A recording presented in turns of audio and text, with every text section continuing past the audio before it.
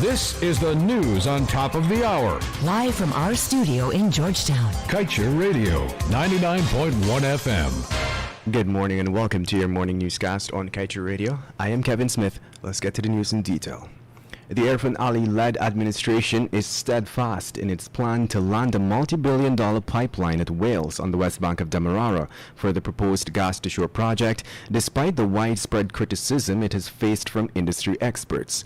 Many share the same concern that the government is moving too fast and should pump their brakes, at least until a thorough plan is laid out to show exactly how the project will benefit Guyanese. Vice President and local oil boss Dr. Kaieteur Radio has touted a reduction in electricity costs as one of the most crucial benefits to be had. On this premise, no financial feasibility study will be conducted, as according to the Vice President, that aspect is, and I quote, a no-brainer. But international environmental lawyer Melinda Janki is taking him to task on his comments and is now challenging Dr. Jagdeo to present irrefutable evidence in support of this claim. And now let's tell you, Mason Blackhouse, a Guyanese energy investment firm, co-founded by Honorary Consul General to Switzerland from Guyana, Dean Jackson, says the firm is making headway towards the sustainable development of Guyana's growing oil and gas industry and assisting foreign companies interested in establishing a presence here. According to the company, Mason Blackhouse is one of the numerous companies established as an indigenous Guyanese investment firm that deploys private equity and venture capital into businesses across major industries. It's said for many years the company has been at the forefront, playing a key role in shaping, employing, and training high-quality people to cultivate Guyana's human capital, aligning the interests of investors, customers, community, and nation. And now let's tell you, the bullets that riddled the body of popular gold dealer Ricardo Fagundes may not have been intended for him, but rather his close associate, Shahid Roger Khan. This was disclosed by sources. Fagundes was executed last March 21st in front of Palm Court at 22 hours. We were told that shortly before the shooting, he was seen entering the nightclub with Roger Khan and another associate. While many theories float as to why anyone would want to harm Fagundes, sources close to the investigation presented a clear outline for the assumption. It was said that both Fagundes and Khan were identically dressed at the time of the shooting. Added to that, Khan and Fagundes are said to have the same height and build. Not to mention, Fagundes would regularly drive Khan's black Ford pickup. And moving on, former Assistant Commissioner of Police Kevin Adonis and 3 other members of the Guyana Police Force yesterday made their first court appearance after they were slapped with a $19 million fraud charge. The defendants are Kevin Adonis, Raul Haynes, Jermaine Fraser, and Michael Corbin.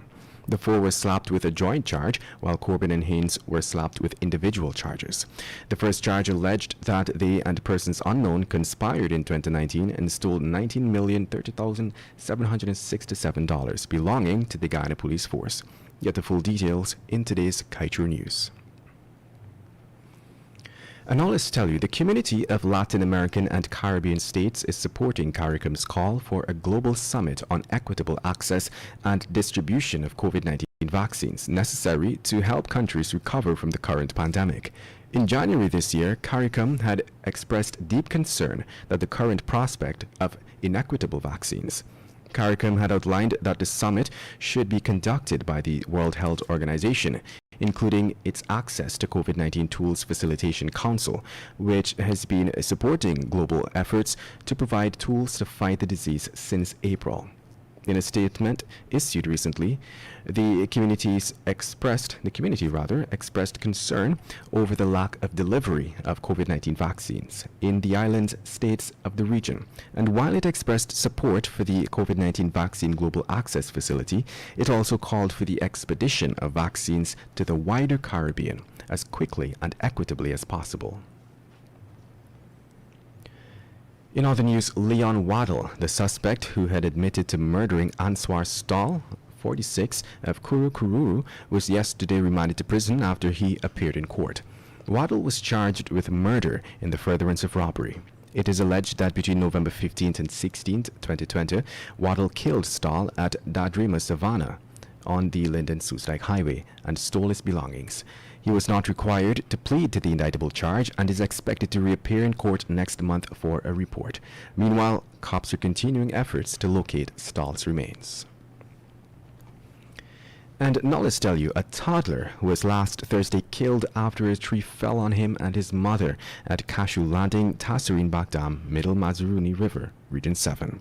The dead child has been identified as one-year-old Onan Alfred of Tasserine Village.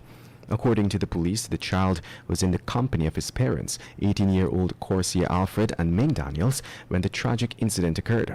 The report stated that around 16 hours, Alfred Daniels and the child were heading to Isano Landing when a strong wind blew, resulting in a tree falling and hitting the toddler and his mother. It is understood that the toddler was picked up in an unconscious state and rushed to the Isano Health Center, where he was pronounced dead on arrival. And to wrap things up for your morning newscast, let's tell you that scrutiny of the spending undertaken by the coalition government is at a standstill given the political posturing at the level of the Parliamentary Public Accounts Committee's chairmanship. In fact, the coalition maintains that the Constitution dictates that it is the opposition that decides on who is fit and proper to chair the Accountability Committee. The ruling PPPC has opposed the chairmanship of the committee by AFC senior executive David Patterson over allegations of financial malfeasance in office, leading to a conflict of interest in him assuming the post. The APNUFC has since responded to the ruling administration's posture, defending Patterson's chairmanship of the PAC by saying they allowed the then opposition PPPC appointee Irfan Ali to chair the committee in 2015, despite being charged with multiple offenses.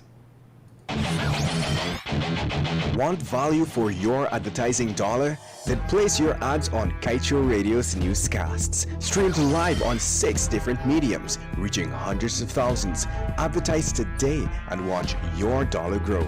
Call us on 225-8465. Want value for your advertising dollar? Then place your ads on Kaieteur Radio's newscasts.